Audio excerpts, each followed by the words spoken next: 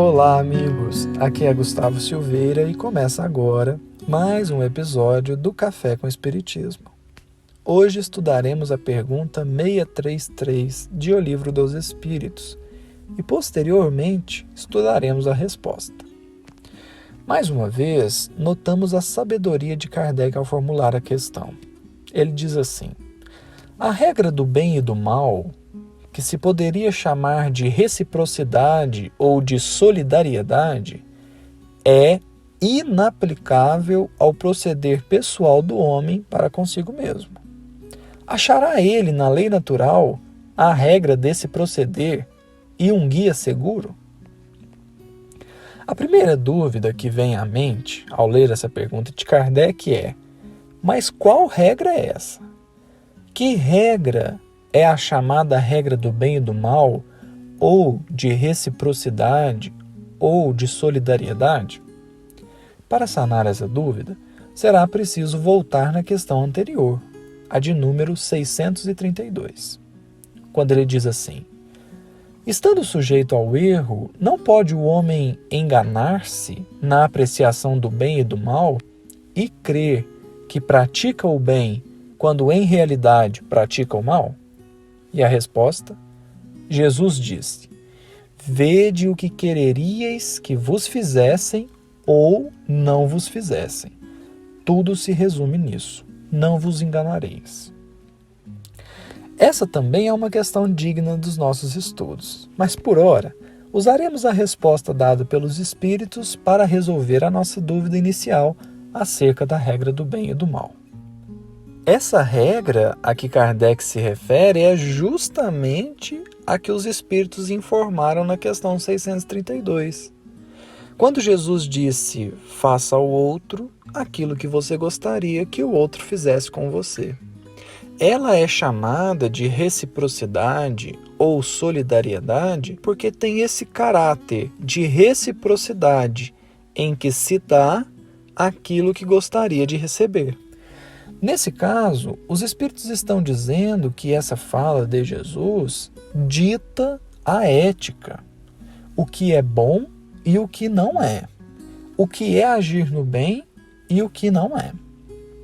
Evidentemente que, para bem entender essa fala de Jesus, bem como a resposta da questão 632, é indispensável que lembremos que se o Cristo falou: faça ao outro aquilo que gostaria que o outro te fizesse, ele também disse: amai-vos uns aos outros, como eu vos amei. Não há como dissociar essas duas falas quando se trata de ética cristã.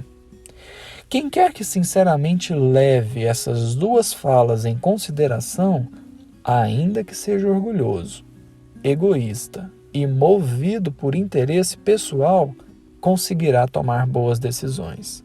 Até porque a lei de Deus está na nossa consciência. Basta apenas que nos disponhamos a consultá-la.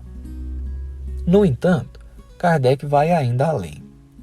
A fala de Jesus se aplica quando há um outro na situação. E se não houver?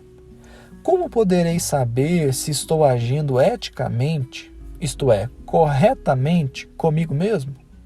Por isso o codificador afirma: a regra do bem e do mal, que se poderia chamar de reciprocidade ou de solidariedade, é inaplicável ao proceder pessoal do homem para consigo mesmo.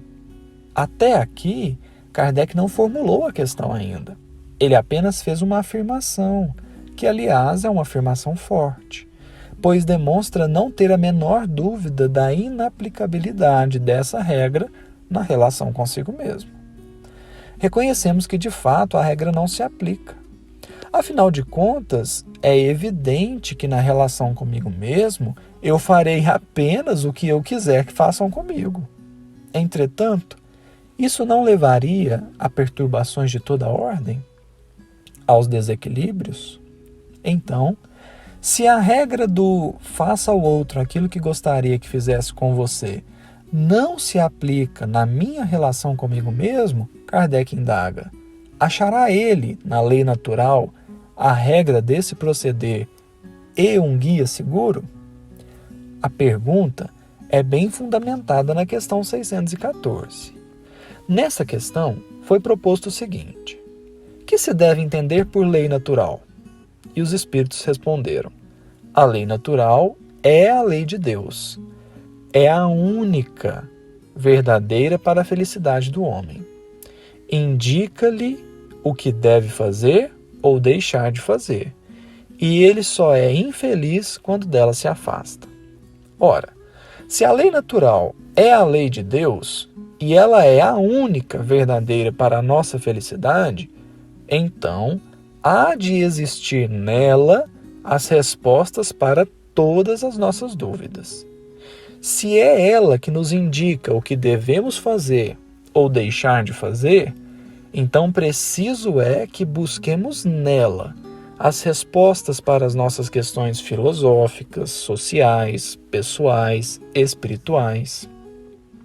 Claro que vamos encontrar as respostas segundo a nossa capacidade intelectual, mas mesmo nesse caso, é bem possível que as respostas nos satisfaçam momentaneamente. No próximo episódio analisaremos a resposta, que é muito, muito interessante.